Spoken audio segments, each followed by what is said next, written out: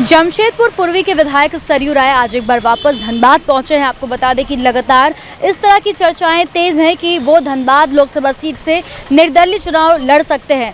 पिछले कई बार अगर हम बातों को ध्यान में रखें तो लगातार वो डुल्लू महतो पर प्रहार करते आ रहे हैं और आज बार वापस से वो प्रेस वार्ता को संबोधित करने के लिए धनबाद पहुंचे हुए हैं। आइए हम सीधा चलते अंदर, जानते हैं कि शायद आज ये उम्मीद जताई जा रही है कि उनके चुनाव लड़ने को लेकर जो है वो बातें स्पष्ट हो पाएंगी। अभी हम लोग यहाँ से कतरास जाएंगे और समय निकलेगा तो बच्चा बाबू के यहाँ जाएंगे, बीमार हैं, पुराने हम लोग साथी हैं। और कतरास में हम लोग उस गांव में जाएंगे जिस गांव के लोगों की ज़मीन 60-65 एकड़ ज़मीन ज़बरदस्ती भाजपा के लोकसभा के जो घोषित प्रत्याशी हैं उन्होंने उस पर कब्जा कर लिया है, उसकी घेराबंदी कर ली है, किसी को अंदर जाने नहीं दिया जाता है। तो जो पीड़ित हैं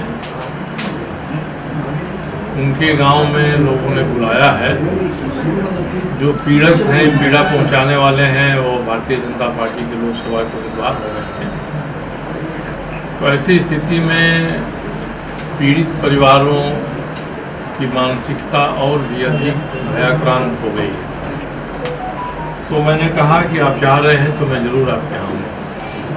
यहाँ से हम लोग वहीं जाएंगे। उसके पहले 2-3 चीज़ें मैं आपको देता हूँ कि आजकल क्या है, चुनाव आयोग ने एक नियम बना दिया है कि पार्टी की तरफ से अपने उम्मीदवार के ऊपर जितने क्रिमिनल केसेज हैं सबका डिटेल देंगे, पार्टियाँ देंगी। तो भारतीय जनता पार्टी ने भी 2 दिन पहले विज्ञापन छपवाया अखबारों में। उसके मुताबिक उनके उम्मीदवार के ऊपर 19 मुकदमे पेंडिंग हैं। हालांकि हम लोगों ने सीनियर एसपी ने जो 2022 में हाईकोर्ट को दिया है उसमें जिन केसों में ये रिहा हो गए उनको छोड़कर इससे करीब 1.5 गुना मुकदमे हैं जो पेंडिंग हैं। उसमें इन्होंने दिया है कि 2 मुकदमों में ही सजा याफ्ता है।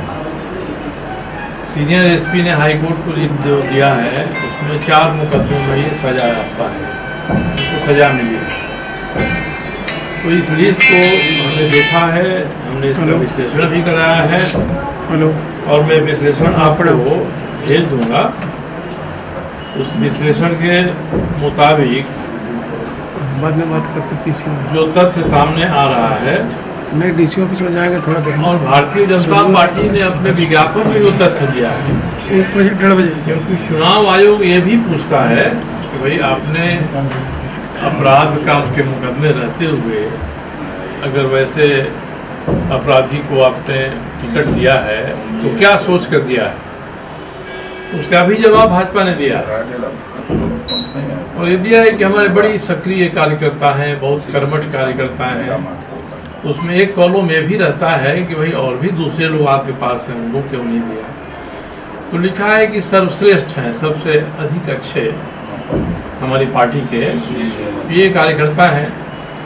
तो अब इस बात को मैं भारतीय जनता पार्टी के जो पुराने नेता हैं, पुराने कार्यकर्ता हैं, उनके सामने ये सवाल रखना चाहता हूँ कि भारतीय जनता पार्टी के प्रदेश के महामंत्री ने चुनाव आयोग को जो लिख कर दिया है कि सबसे अच्छे हमारे यही कार्यकर्ता हैं अपराध होने के बाद भी, तो इससे भाजपा के नेता कार्यकर्ता सहमत हैं कि नहीं है, या एक स्वर में भाजपा के लोग मानते हैं कि यही हम में से सर्वश्रेष्ठ कार्यकर्ता है चुनाव लड़ने के लिए।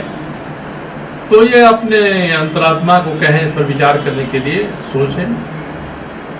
मुझे तो लगता है कि ऐसी स्थिति में लोगों को खुलकर बोलना चाहिए, क्योंकि ये तो भाजपा के अच्छे, और कहते हैं कि भाजपा में एक शब्द कहा जाता है कि देवतुल्य कार्यकर्ता हमारे हैं।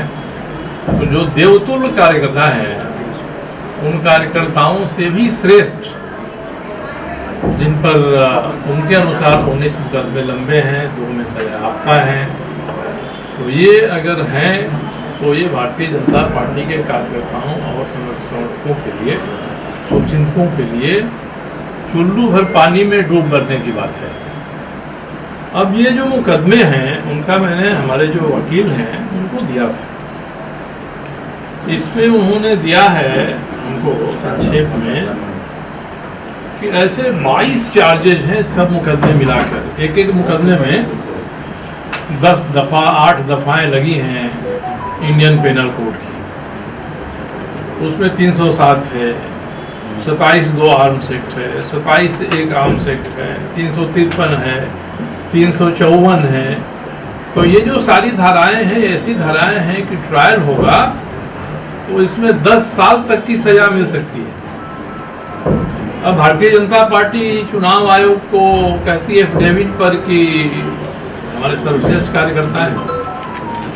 तो एक तो मैं मांग ही नहीं करूंगा, प्रयास भी करूंगा कि ये मुकदमे, इसमें से एक आध मुकदमे 2006 से पेंडिंग है, 2012 से पेंडिंग है, 2018 से 16 से पेंडिंग है। तो जरा ये MPMLA कोर्ट इसलिए बनाया था सुप्रीम कोर्ट ने कि मुकदमों का जल्दी निपटारा होगा। तब भी ये मुकदमे पेंडिंग हैं, स्पीडी ट्रायल कराएगा ये मुकदमों का।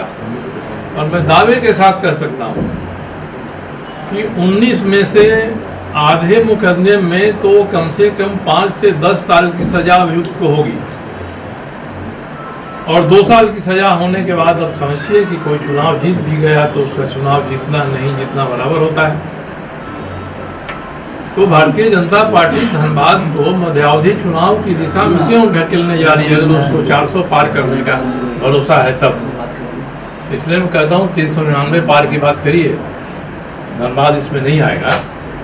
तो ये जो तथ्य इन्होंने दिया है, इसका विश्लेषण करके मैंने ये विषय आपके सामने रखा है। अब 27 दिन पूरा किए तो कल PNC ने प्रेस कॉन्फ्रेंस किया था। हम लोग के यहाँ नए बच्चे आते हैं तो सतेसा में पड़ जाते हैं, तो 27 दिन के बाद ही वो घर से निकलते हैं। तो नया विचार है उनका, तो नया विचार लेकर वो भी 27 दिन के बाद निकले हैं। इन सबों को इस पर विचार करना चाहिए कि इनके लिए गौरव की बात है कि इनके लिए शर्मिंदा होने की बात है। ये बात मुझे आज आपके सामने कहनी थी। विज्ञापन एक निकला है, सोशल मीडिया में डाला गया है कि हमारी तरफ से कोई किसी को कुछ ऐसा आक्षेप करता है जो सही नहीं है तो हम उस पर कार्रवाई करेंगे। ये प्रत्याशी के भाई ने कहा है, भाई के नाम पर, उनकी पत्नी के नाम पर, उनके नाबालिग बेटे के नाम पर, ये सब ये दोनों बाद में कहेंगे। मगर ये करते हैं तो ऐसा लगता है कि जैसे जो टाइगर है वो टाइगर घास खाने लगा है। चुनाव तक टाइगर आश्वस्त कर रहा है लोगों को कि जब तक चुनाव नहीं हो जाता है तब तक मैं वेजिटेरियन रहूँगा। तो ये टाइगर की विशेषता है। और जो झुंड हैं गायों के, भैंसों के, भैंसा के, जो बड़े बड़े झुंड भाजपा के कार्यकर्ता के रूप में हैं, उन सबों को ये टाइगर इसी आश्वासन पर इकट्ठा कर रहे हैं कि हम चुनाव तक वेजिटेरियन, चुनाव तक वेजिटेरियन रहेंगे। मगर चुनाव के बाद जब ये इकट्ठा हो जाएंगे तो क्या होगा ये समय बताएगा। इसलिए आज हम लोग यही कहना चाहेंगे, हम लोग वहाँ जा रहे हैं कथरास में भी जो प्रेस के साथी मिलेंगे हम लोग बात करेंगे, नहीं तो फिर आगे यहाँ आपसे बात करेंगे कि भारतीय जनता पार्टी जितनी जमीन इनके लोकसभा के घोषित प्रत्याशी ने बागमारा कथरास के गाँव का छेंक लिया है ज़बरदस्ती, इलेक्शन कमीशन को लिख कर दे देते कि हम उसको खाली करवा देंगे, कि खाली करवा देंगे कि नहीं करवा देंगे। और बागमारा क्षेत्र के BCCL के एरिया 1 से 5 के बीच में DO होल्डर से जो रंगदारी वसूली जाती है, भारतीय जनता पार्टी के प्रदेश के नेता, देश के नेता ये खड़ा होकर ऊंची आवाज़ में कहेंगे कि हम रंगदारी बंद करा देंगे, कल से रंगदारी बंद हो जाएगी। केवल अपराधों के बारे में घोषणा करना और आपराधिक चरित्र वाले को सर्वश्रेष्ठ कार्यकर्ता बताना ही ये चुनाव के लिए जनता को भ्रमित करने का पर्याप्त कोशिश प्रयास नहीं है। इतनी बातें मुझे आपके सामने रखनी चाहिए। क्या आपने विचार? तो जो सारी चीज़ें हो रही हैं हम लोग की, देखिए हम लोग एक पार्टी, हमारे पार्टी के अध्यक्ष हैं, जी, पार्टी के उपाध्यक्ष हैं, पार्टी के महामंत्री हैं, ये सब के सब लोग यहाँ हैं। जो जब एक साथ ये लोग आते हैं तो इसका मतलब है हम चुनाव पर ही मंथन कर रहे हैं। इसलिए भारतीय जनतंत्र मोर्चा की तरफ से हमने 5 लोगों को अधिकृत किया है। ये हमारे कतरास जाने के बाद यहाँ बैठेंगे। उसमें से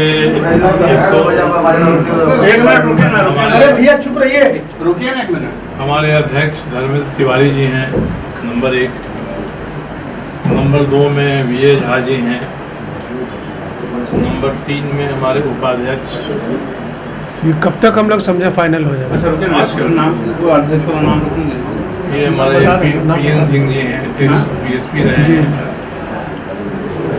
हमारे दोनों जिला के 2 अध्यक्ष हैं, बोकारो के और धनबाद के। ये क्या नाम हुआ? पंकज राय। तो ये 5 लोग कतरास चले जाएंगे, तो उदय दोनों के साथ जाएंगे। ये आज बैठ कर तय कर लेंगे कि हमारी पार्टी चुनाव लड़ती है तो पार्टी की तरफ से कौन उम्मीदवार है। इसकी घोषणा आज शाम को, कल सुबह आपके सामने। कतरास में क्या करें? ये 5 लोग आज तय करेंगे। कांग्रेस का मानना है कि आपका समर्थन मिल गया है,